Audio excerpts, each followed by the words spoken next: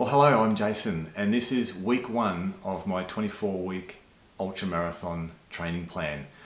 This training plan will get me to a 24-hour race in which I need to achieve 180 kilometers or more in order to use for my registration for Spartathlon.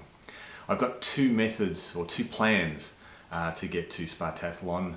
One is achieving 180k plus within this 24-hour plan. If I can't, then I've got a backup of a 60k ultra marathon as the Great Ocean Road, which will be used to also register me for possibly the Olympian race in Greece, which is also a requirement or a qualifier into the Spartathlon.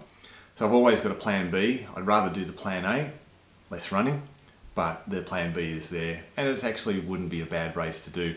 The Olympian race in Greece is a 180k event. Again, lots of hills, such as same as the Spartathlon, but the A race is the Spartathlon. So the 24-week plan has obviously lots of running within it, from week one, which will be around about 42 kilometers total, all the way up to where approximately about week 20 we get up to about 140 kilometers with those consecutive runs. So I'm practicing and training on tired legs. The overall plan over the 24 weeks encounters around about 2,063 kilometers. So my normal running year would probably be between 1,500 and 1,800 kilometers per year. So it is a step up. So I am very conscious of making sure that I'm doing things correctly, making sure I get enough rest, because injury is going to be one of the important factors. And as I say, there'll be a lot of learnings as we go through with respect to nutrition, hydration, etc., which we'll talk about as we go through the journey. Week one is fairly simple, and as I mentioned in my last video, I've been doing a fair bit of base. So coming into a week where I've got to do 42 kilometers is going to be pretty easy. But as I also have said, I'm also having strength training in there as well, and keeping that up as much as I can into the training, the 24 weeks. But as I do understand that as I get closer to the actual event, the strength training will have to come down a little bit in order to cater for more running for that. So just again, concentrating on making sure I'm not doing too much and susceptible to any injuries. So body metrics at the moment, I'm weighing in at about 84 kilos. My race weight generally, as for triathlons or marathons, I like to be around about 80 kilos. For this 24-hour race, I'm benchmarking myself at around 78 kilos is my ideal weight for when I get to the starting line. I'd also like to be around about 15% body weight. I'm currently at about 23% at the moment. So as of the start of the week one, my diet, and I don't like using the word diet because I don't believe in them. I make sure that anything that I do with respect to eating is more achievable long term. I more apply a common sense to what I'm eating, in that I don't like to deprive myself of anything, but as I go through the training, you learn that food A is not as good as food B, and you should be eating one or the other, such as a donut or a salad with lean meat. So, but I do love a donut. So it really is around common sense as I go forward. And as you get further into these training plans and the fitter you get, the body will tell you that food is preferred, that food is not preferred. And you also understand the investment in how much running you've done or how much strength work you've done, that you will sway away from the donut, if you like, because you know how much effort you've actually put in. So it really is for me about common sense. I employ a sort of a methodology around calories in, calories out. And if you're running in a deficit, you're going to lose weight. If you're running the other way, you're going to gain weight. So it is all about watching what I eat and being common sense with it, if you like.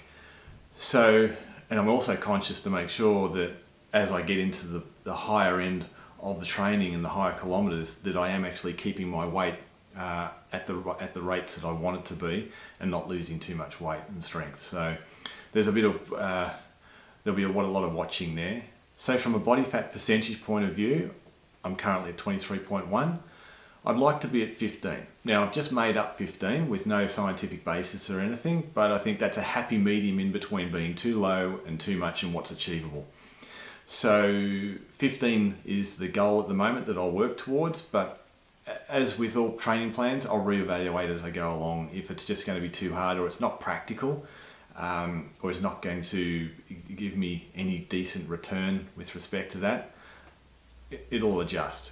So I'm just conscious of making sure that, again, I'm eating right, exercising right, and I'm not going to get injured or sick during that time, because I think having any time off will impact the end result, in which it's going to be detrimental to the distance I want to get within the race.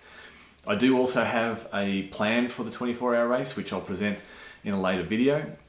So I'm breaking it down into 10-kilometer increments and various paces at each of those increments, as well as rest, nutrition, and hydration during those components, and how I've got a degrading factor as I go through, and obviously will get more tired. But again, I'll reevaluate that as I go through my training as to what I think I can be capable of as we go through it. So at the end of every week, I'll recap as to how I went, what worked, what didn't work. Usually I am running between potentially 40 to 60 Ks per week in any case.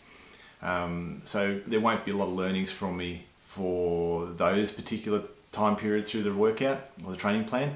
It'll be when I get into the second half where I'm doing 100 plus per week, which will get into new territory for me, as well as the component of having those consecutive runs to get onto the tired legs. So management of the body will become very important for me. The nutrition, the hydration, as I've said before, and also finding new ways of eating because of such length of time that I'll be running during the event as well as training. It'll have to be different types of foods. I think I've mentioned before that as part of marathons, I get to the last 10 kilometers and I get a bit sick of the gels or anything sweet. And so I'll be looking for different types of foods within this, because I'll need the energy to sustain the long periods of time. And so with any training plan, you've got to have a training song for this week. So click on my link or check in the description for this week's song. Make sure you play it loud. Looking forward to seeing you in the later episodes as we go through it, and hopefully you stick around for the whole journey.